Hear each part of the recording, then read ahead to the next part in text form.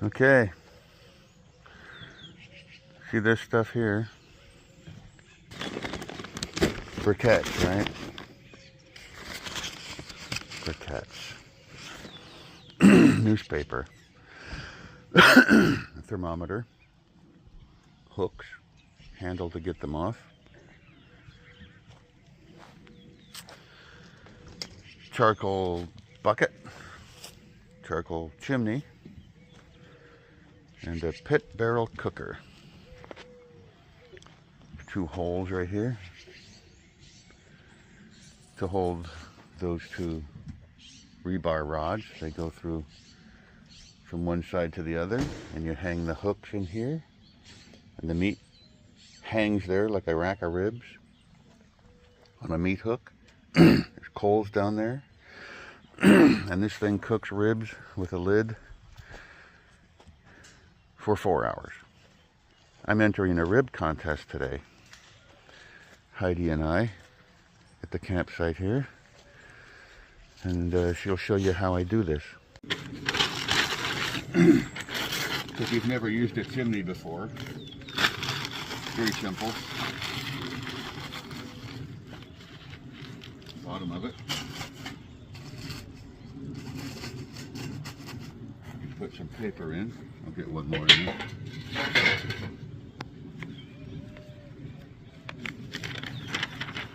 Newspapers are getting harder to find. What are you going to use? Paper bag? Anyway.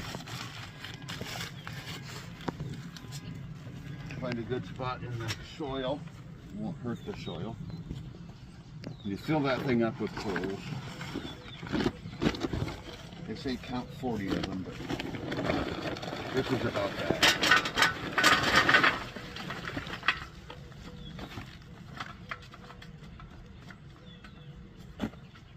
So I take this flame on thing and start it with that.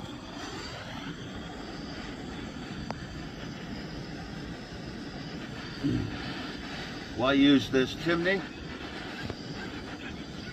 Because if you're serious about your meat, you don't want charcoal lighter fluid. It flavors the meat. It smells bad.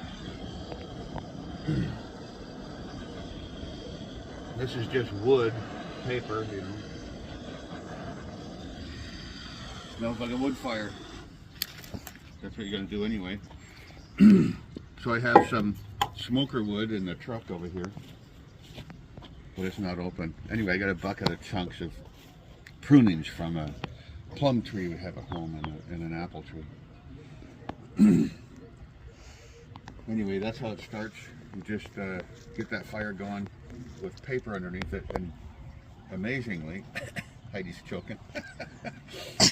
It starts that charcoal like nothing else. It'll turn into a raging fire in just a few minutes, like 5 minutes. And then you pour all that chimney into this bucket, and you take this item here. Hang on, I'll be right back. Take this thing, which you can buy one, but I made one out of an IKEA brace. And you lift that bucket up full of hot coals, and you just dump it in there. And when you're all cooled off, it comes apart, and you have an ash disposal. You just get rid of your ashes. It's a pretty nice system. It's called a pit barrel cooker. Works really well. But once I get this thing assembled in there, I'll show you how we hang the meat. All right, bye. Okay. They're coming along. They're not quite there yet. You see a little glowing under there. Another 5-10 minutes. In the meantime, we'll go back into the trailer here to the kitchen.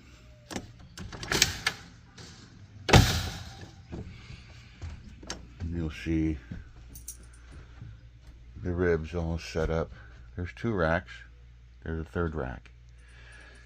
Put them bone side up first.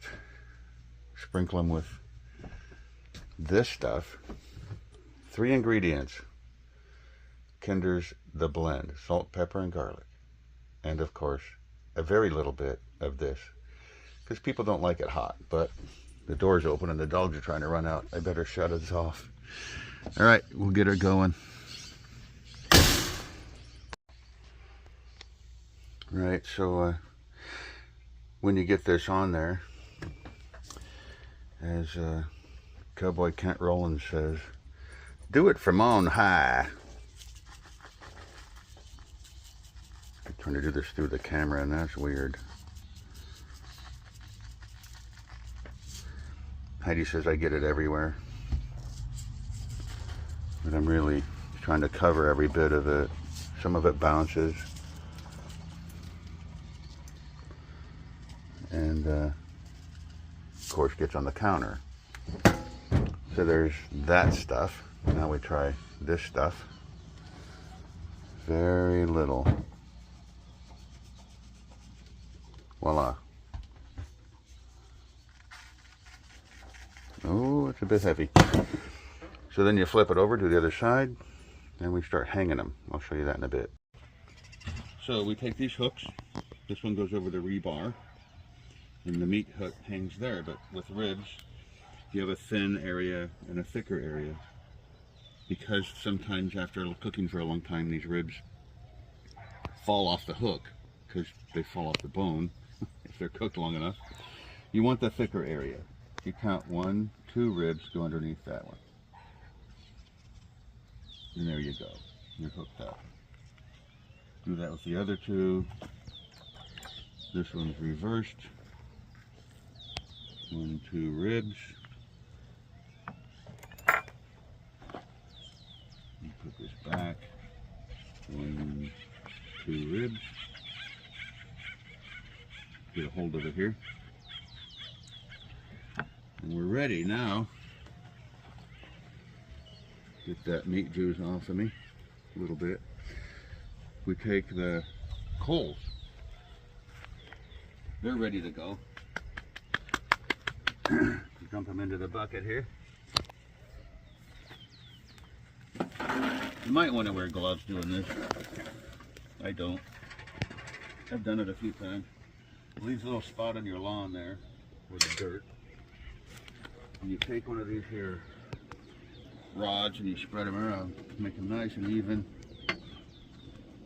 so they all fill in those gaps where there's no cold, no heat, no fire, and that'll spread out to every one of those briquettes all by itself. Have a nice even fire. Anyway, get that to where you like it. You take your handy dandy lifting tool. Again, you might want to wear better shoes than I am. I'm here in my stupid slippers. You make a mistake, it's going to be oops all over you. Carefully lower this in. There's some rods there you have to avoid. You look down in there. There's an air inlet right down here. This is pretty low to sea level, so we're going to keep that closed almost completely as much as you can. You can never really close these, but you keep it really small opening for air to come in very slowly. It keeps the temperature down. Once the good lid's on and everything settles in, the temperature will go down to about 300, even 250. That's where you want it. 225 is ideal, but okay.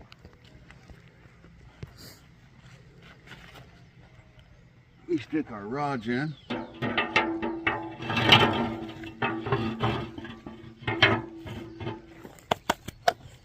we hang our meat.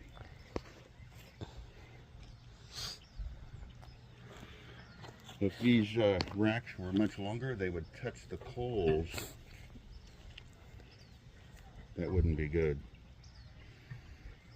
Over the center, where they drip right on the fire, is better.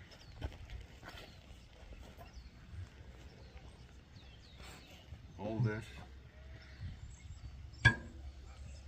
whole outfit here was donated to me by Dave Clark. One of the Dave Clark 5. No, he's a good friend, our pastor on Friday nights a great meat smoker. He's an aficionado, I think. Nonetheless, I don't count my coals like he does, but he's used to have something called a fireboard on this to make it absolutely perfect temperature control. I am not that guy, but I really am very grateful for him, because here at the campsite, even tent camping, you don't need a single bit of energy. You just need a match to light the newspaper, some coals and briquettes, and this thing can fit in a pickup truck. Step on the grill here. In a pickup truck, or I don't know, a trailer, and you can run this thing anywhere in the world. You don't need anything for it. Now with a fireboard, you have a cell phone and the app and all that, but you know, it should be settling out. We have temperature control only by these probes I have on here, which I forgot to put in there. Here's the thickest one. Keep it down low like this. And I'm going to knock it off.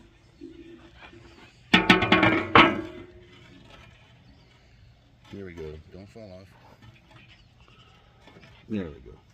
And the other temperature probe just sits inside there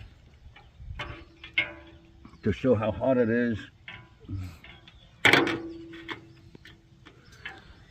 as an air temperature. One shows the meat, one shows the air, and voila, you're going to have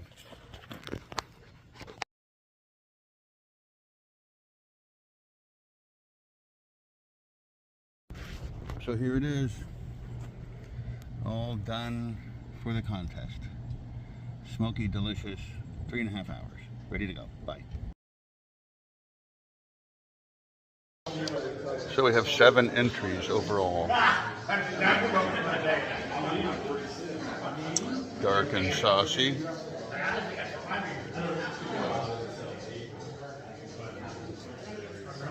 In the oven, slow cooker. I don't know whose this is. No sauce. No sauce. Oh, so anybody can judge.